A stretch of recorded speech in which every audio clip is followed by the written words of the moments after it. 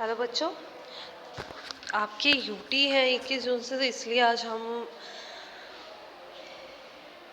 Practice करेंगे यानी revision करेंगे आपके चैप्टर 1 और 2 की कंप्यूटर में। ठीक है। सबसे पहले चैप्टर में आपका क्या है, जो कंप्यूटर बनने से पहले कैलकुलेशन, जैसे हम कैलकुलेटर पे या कंप्यूटर पे कैलकुलेशंस करते हैं, तो उससे जो कंप्यूटर बने ही नहीं थे उससे पहले हम कैसे करते थे, किससे करते थे। कुछ डिवाइसेस थे जो हमारे कंप्यूटर से पहले हम कैलकुलेशंस के लिए यूज़ करते थे, जैसे कि अबैकस। ठीक है, अबैकस क्या था, सबसे पहला कैलकुलेटिंग डिवाइस था जो simple calculation, plus minus multiplication division के लिए यूज़ होता था, जिसके अंदर ये होता था अबैकस, जिसके अंदर, और ये डेवलप हुआ था चाइना के अंदर, और बहुत सारी कंट्रीज़ में इसको यूज़ किया जाता था, एशिया और अफ्रीका में।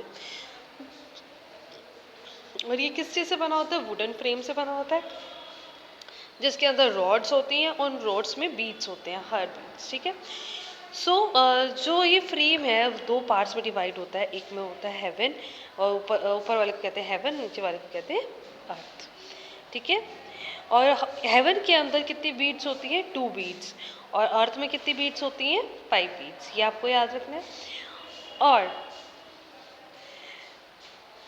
अब उसके अलावा कौन सा अर्ली कैलकुलेटिंग मेथड था, नैपियर्स बोन, जिसके अंदर 9 रोड्स होती थी, 9 बोन्स होती थी, जिसको हम नैपियर रोड्स भी कहते हैं। और ये किसने इन्वेंट किया था, जॉन नैपियर ने, इन 1616 में।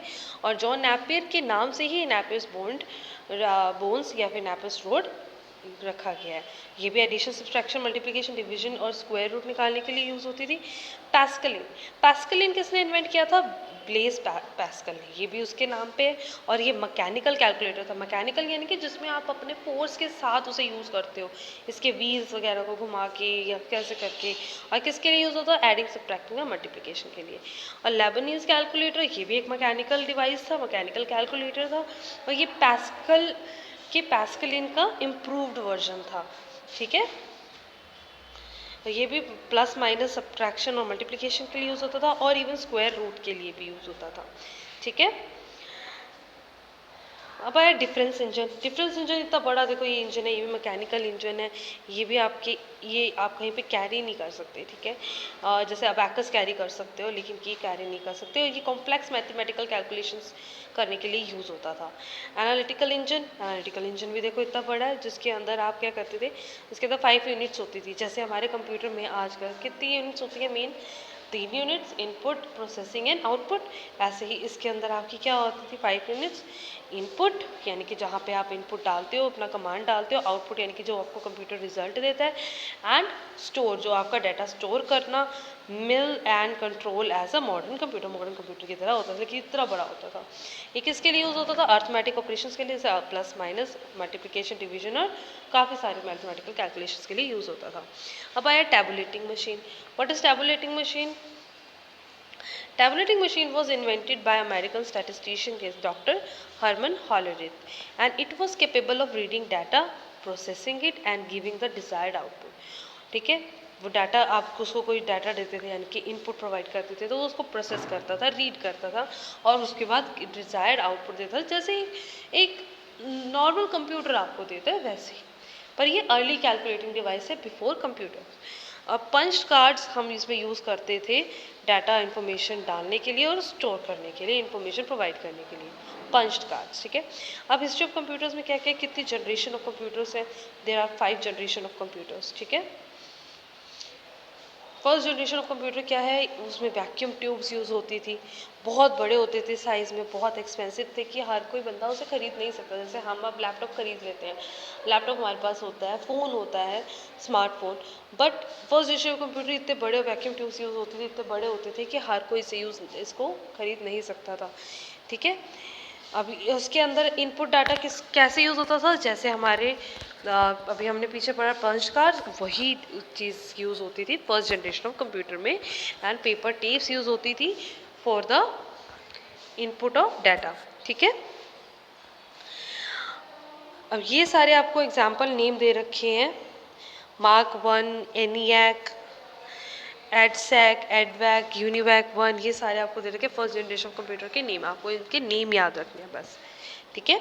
और नेम के साथ इनकी फुल फॉर्म। जैसे एडसेक की क्या है, इलेक्ट्रॉनिक डिले स्टोरेज ऑटोमेटिक।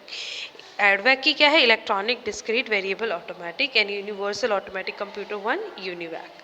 ठीक है, अब आया आपका second generation computer. Second generation computer क्या है, some of the characteristics of the second generation computer were they use transistors. जैसे फर्स्ट जनरेशन ऑफ कंप्यूटर के अंदर क्या होता था, आपकी वैक्यूम ट्यूब्स यूज़ होती थी, तो इसके अंदर क्या यूज़ होता था, ट्रांजिस्टर्स यूज़ होते थे इस टाइप के। ठीक है, ये छोटे होते थे as compare to first generation और उनसे ज़्यादा फास्टर काम करते थे। दे वर चीपर, वो चीपर भी थे as compare to first generation, क्योंकि जैसे फर्स्ट जनरेशन कंप्यूटर इतने एक्सपेंसिव थे, हर कोई नहीं खरीद सकता था, लेकिन second generation computer were a bit cheaper as compare to first generation computer, और बहुत उससे ज़्यादा एफिशिएंट थे, जल्दी काम भी करके देते थे और सही काम और अच्छा काम करके देते थे फास्टली। ठीक है, and they relied on punch card for inputs, यानी कि पंच कार्ड कहाँ कहाँ पे यूज़ हुआ, पहले तो एक तो अर्ली कैलकुलेटिंग डिवाइस में भी यूज़ हुआ, सेकेंड फर्स्ट जनरेशन कंप्यूटर में यूज़ हुआ, और सेकेंड जनरेशन ऑफ कंप्यूटर में भी पंच कार्ड्स यूज़ होता है। ठीक है, आपको सेकेंड जनरेशन कंप्यूटर की कुछ एग्जांपल दे रखे हैं, वो एग्जांपल के नाम कुछ याद रखोगे आप। अब आया third generation computer. What is third generation computer, some of the characteristics of third generation computer were they use integrated circuits. ये इस टाइप के, जैसे वो आपने वहाँ पे पढ़ा था ट्रांजिस्टर्स, उससे पहले वैक्यूम ट्यूब्स, अब ये थर्ड जनरेशन क्या यूज़ करता था, इंटीग्रेटेड सर्किट्स। इनको हम चिप्स भी कहते हैं, छोटी छोटी चिप्स होती हैं। ठीक है, ये क्या होता है, यही हमारे कंप्यूटर को काम करवाती है। They were faster and more efficient as compare to second and first generation computer. They were smaller in size, second generation से भी छोटे थे। ठीक है, और बहुत ज़्यादा एफिशिएंट भी थे। They use keyboard to input data. ठीक है, इनपुट डाटा डालने के लिए, अब उसमें क्या होता था, उसमें यूज़ होता था पंच कार्ड फर्स्ट और सेकेंड जनरेशन कंप्यूटर में। थर्ड जनरेशन में क्या यूज़ होता है, कीबोर्ड। ठीक है, और मॉनिटर यूज़ होता था डिस्प्ले करने के लिए, आउटपुट आपको डिस्प्ले करता था स्क्रीन पे।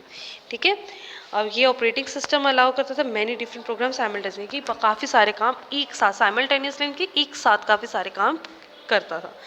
अब some of the example of third generation computer आपको दे रखा है।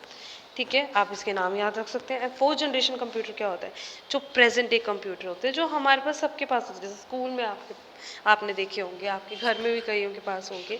ठीक है, और ये बहुत ही एडवांस्ड होते थे और इनकी मेमोरी बहुत अच्छी होती थी, और ये है पर्सनल कंप्यूटर। एक्चुअली में जो पर्सनल कंप्यूटर आपको हर जगह दिखते हैं, जैसे कि ऑफिसेज में दिखते होंगे, स्कूल में होते हैं, या फिर आपके घर में होते हैं, लैपटॉप वगैरह वो सारे। और इसमें क्या डेवलप हुआ, world wide network. World wide network क्या होता है, इंटरनेट, जिसके अंदर हम सब कुछ सर्च कर सकते हैं। जैसे अगर आपको कोई क्वेश्चन पूछना हो, आप गूगल से सर्च करते हो, what is that, that is internet.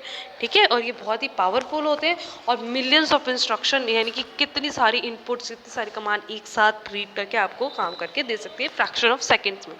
ठीक है, and some of the example of fourth generation है IBM PC and Apple Macintosh, और इसके नाम आप याद रख सकते हैं। And fifth generation computer present and beyond, यानी कि जो प्रेजेंट में यूज़ होते हैं और उनका भी अपग्रेडेड वर्जन। ठीक है, बस अब ये फोर्थ जनरेशन कंप्यूटर क्या है, जैसे कि रोबोट्स, यानी कि जो ह्यूमंस का भी काम कर सकते हैं, ह्यूमन की तरह कर सकते हैं, लेकिन बस थोड़ी सी लैकिंग क्या थी कंप्यूटर्स में, वो सोच नहीं सकते अपने आप, हमें उनको इनपुट प्रोवाइड करना पड़ता है ना। लेकिन फिफ्थ जनरेशन कंप्यूटर में क्या है कि वो उस पर काम कर रहे हैं कि वो कंप्यूटर अपने आप सोच सके, उसको हर चीज़ की कमांड देने की ज़रूरत ना पड़े। ठीक है, तो ये होता है fifth generation computer present and beyond, यानी कि ताकि वो सिचुएशन के हिसाब से काम खुद कर सके, उसको इनपुट देने की ज़रूरत ना पड़े, और बिहेव कर सकते, रिएक्ट कर सकते जैसे हम इंसान करते हैं। ये होते हैं fifth generation of computer. So the fifth generation computer is expected to react and have thinking power. ठीक है, अब ये आपके क्या है, जैसे robots are the best example of artificial intelligence. ये तो थी 5 जनरेशन ऑफ कंप्यूटर्स। ठीक है, पर्सनल कंप्यूटर किस में आते हैं, फोर्थ जनरेशन में। Okay, types of computer. अब टाइप्स ऑफ कंप्यूटर सबसे ईजी है, सबको पता होगा। माइक्रो कंप्यूटर जो सबसे छोटे कंप्यूटर होते हैं, जैसे स्मार्टफोन, लैपटॉप, पर्सनल कंप्यूटर, ये सब चीज़ें। मिनी कंप्यूटर जो उससे थोड़े से बड़े होते हैं, they are bigger than micro computer, और ये ऑफिसेज में यूज़ होते हैं to connect other computers together, अलग अलग कंप्यूटर्स को एक साथ कनेक्ट करने में इसके सारा डाटा एक साथ कनेक्ट हो जाए, करके काम कर सके। तो PDP-8 एग्जाम्पल पढ़ सकते हैं। मेन फ्रेम कंप्यूटर क्या होते हैं, बहुत ही ज़्यादा स्पीडी होते हैं, लार्जर स्टोरेज होती है as compare to mini computer, and they are larger computer and have, देखो, और इनको बस ये कि आप कैरी नहीं कर सकते हर जगह, ठीक है। ये कनेक्टेड विद नेटवर्क होते हैं कि नेटवर्क से आपकी दूसरी जगह पे भी अगर कंप्यूटर रखें तो वो भी आपके कनेक्ट हो जाएंगे, ज़रूरी नहीं कि उसी ऑफिस पे रखें, ठीक है। अब आया सुपर कंप्यूटर क्या होते हैं, जो सबसे पावरफुल इतने बड़े होते हैं, जो कहाँ पे यूज़ होते हैं, satellites, missile controlling, satellite controlling, weather forecasting, उन सब चीज़ों के लिए यूज़ होता है, उन्हें कहते हैं सुपर कंप्यूटर। और जो इतने एक्सपेंसिव भी होते हैं और हैवी होते हैं that you can not carry अपने साथ कभी ये इसको कैरी नहीं कर सकते। तो ये तो था आपका चैप्टर 1। अब आया चैप्टर 2 में आपको फटाफट थोड़ा सा बताती हूँ, आपको समझ आ जाएगा। What is hardware and software. Hardware, पहले हम इसमें हार्डवेयर पढ़ेंगे। हार्डवेयर का मतलब क्या होता है, हार्डवेयर का मतलब होता है वो हार्डवेयर जिसको फिजिकल पार्ट ऑफ कंप्यूटर, जिसको आप टच कर सकते हो, देख सकते हो, उसको महसूस कर सकते हो, राइट। और सॉफ्टवेयर वो होता है जिसको आप टच नहीं कर सकते, जिसकी वजह से कंप्यूटर चलता है, अंदर काम करता है वो, ठीक है, वो होता है हार्डवेयर। अब हार्डवेयर में किस किस तरीके, कौन कौन सी चीज़ें होती हैं। एक होती है इनपुट डिवाइस, जिसमें आप कमांड डालते हो, और आउटपुट, जिससे कंप्यूटर आपको कमांड देता है। इनपुट में हमारा काम होता है कि हम काम करके उसको इनपुट कमांड प्रोवाइड कर रहे हैं, और आउटपुट में हमें कुछ नहीं करना, हमें सिर्फ आंसर्स को लेना है। जैसे स्पीकर जो हम कान में हेडफोन्स लगाते हैं, उसमें हम गाना सुन रहे हैं, या फिर आप जैसे आप मेरी वीडियो देख रहे हो तो वीडियो की आवाज़ आ रही है, आप उससे सुन सकते हो। स्पीकर क्या है, आउटपुट, क्योंकि इसमें आप कुछ नहीं कर रहे, सिर्फ आप सुन रहे हो। और इनपुट क्या है, जैसे माइक, जैसे मैं आपको इसलिए बोल रही हूँ, वो माइक में बोल रही हूँ, तो माइक क्या है, क्योंकि उसमें मुझे फोर्स लगाना पड़ रहा है, मुझे काम करना पड़ रहा है, कमांड देना पड़ रहा है ताकि मेरी आवाज़ रिकॉर्ड हो, तो वो होता है इनपुट। इनपुट में जिसमें आपको काम करना पड़े, आउटपुट में जिसको आपको काम ना करना पड़े, सिर्फ आपको आंसर लेना पड़े, तो वो होते हैं आउटपुट, ठीक है। इनपुट डिवाइसेस कौन कौन से होते हैं, कीबोर्ड, माउस, ये सब आपको पता है कि क्या क्या होते हैं, ठीक है। और क्या होता है, माइक्रोफोन, जैसे माइक मैंने भी बताया, scanner, track ball, joystick, light pen, web camera, barcode reader जो शॉपिंग मॉल्स में यूज़ होता है, ठीक है, ग्रोसरी स्टोर में भी यूज़ होता है, MICR जो बैंक में चेक्स की इंक पढ़ने के लिए यूज़ होता है, ग्राफिक टैबलेट्स, ये सारे क्या होते हैं, ग्राफिक टैबलेट्स जिसमें हम ड्राइंग्स वगैरह बना सकते हैं, जो बड़े बड़े आर्टिस्ट या आर्किटेक्ट्स वगैरह वो बनाते हैं, वो चीज़ें, ये सारे हैं इनपुट डिवाइस, क्योंकि इनको हम खुद यूज़ करते हैं और यूज़ करके कंप्यूटर को कमांड देते हैं।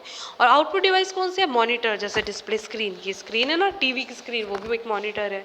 प्रिंटर, जिससे प्रिंट निकलता है आपके पेपर्स का।